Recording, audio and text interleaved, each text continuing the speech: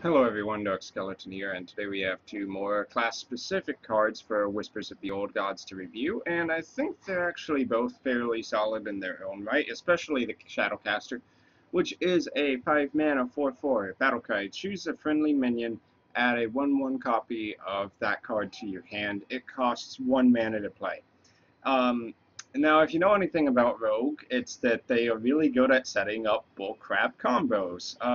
This is a card which is really good at setting up really bullcrap combos. Or just to get a ridiculous amount of value out of a 1 mana minion that definitely should not cost 1 mana. For instance, you can use Shadowcaster with a Gadget Sand Auctioneer, and then you have a 1 mana Gadget Sand in your hand, which means you can basically draw as many cards as you want on the following turn. Given that's kind of hard to set up, they would have had to leave a Gadget Sand on the field for at least one turn. And that's what holds this card back. It does cost 5 mana to play, but if they leave something on the field that's actually really devastating or devastating to replay, and then you Shadowcaster it, that's going to give them some issues.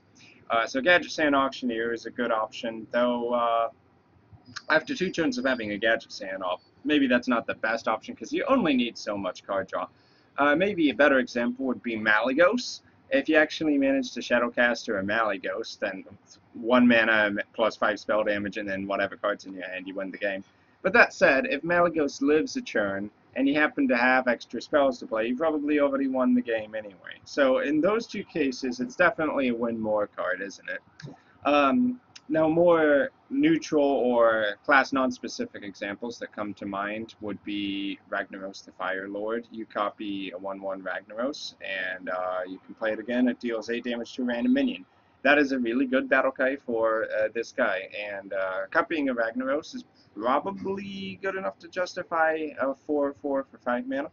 Sylvanas Windrunner, another incredibly strong example.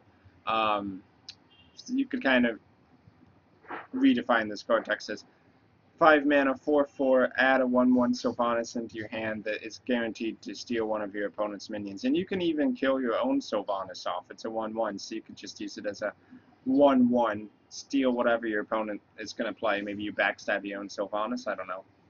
Um, what else? I mean, you could even say like a Sludge Belcher, and then you get a 1/1 that death rattles into a 1/2 taunt, kind of like an Annoyatron. That's probably a weak example. But what do you notice about all of these cards? It's that they basically are high mana cost and require either a combo deck or a slow control deck.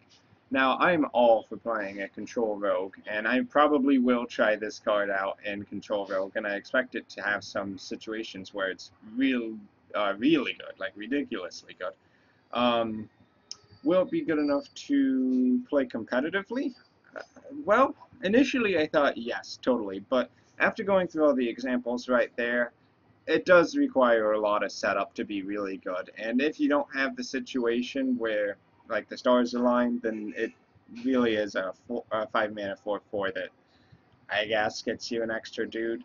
Um, and thus every card in your deck has either an amazing battle cry, an amazing on the field effect, or an amazing death rattle effect. It'll be a little bit tricky to make Shadowcaster really good. That said, I do think this is a solid card. If you're going to be playing like Reno Rogue or something like that, it's definitely worth considering. We'll have to see exactly how good it is when the set comes out. I'd say if Control Rogue is a thing, then there's a 50-50 chance that this will be a competitive card.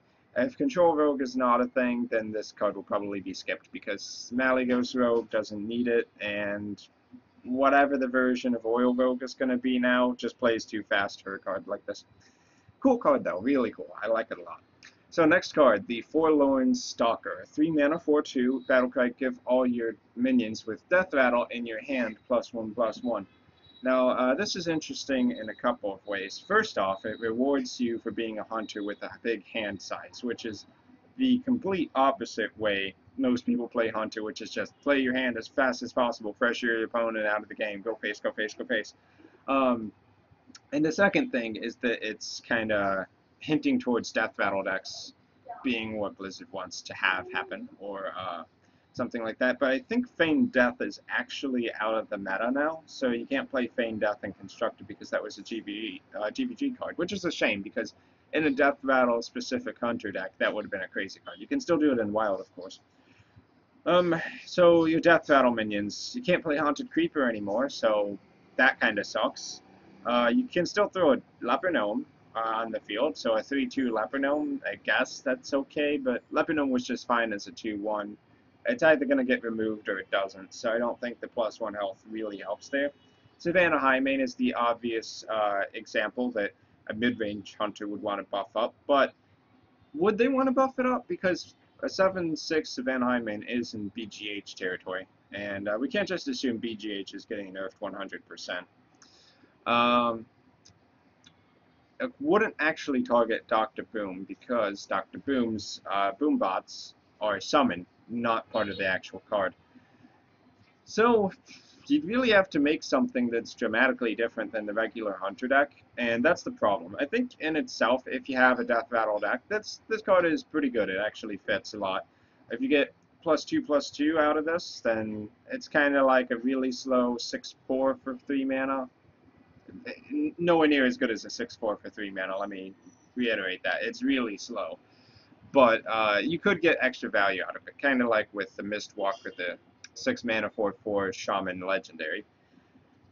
I think the card itself is fine in a vacuum, but the problem is that Hunter decks, a Death Rattle Hunter deck with Mad Scientist and Haunted Creeper gone, I don't know if that's really going to be a thing. So unless they add some really nice Death Rattles for Hunters into the game again, and then we'll just have Piloted Shredder, Nerubian Egg, Haunted Creeper all over again, please don't do that, Blizzard. Then this card probably won't see play just because of what other cards are actually playable. I do like how they are taking a Hunter and putting some tools into it which fit outside of the rush your opponent's face down kind of style of play. Forlorn Stalker, definitely an example of that. It's a slow card. And Call of the Wild is really powerful, but it does cost 8 mana, so it requires at least a mid-range Hunter style of play.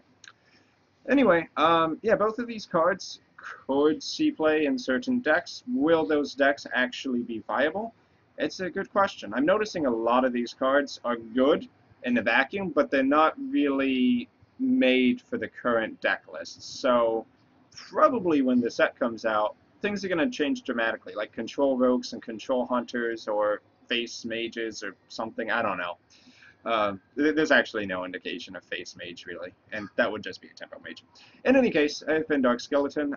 Thanks for tuning in to take a look at these two pretty interesting cards with me, I would say, and I'll see you in my next video.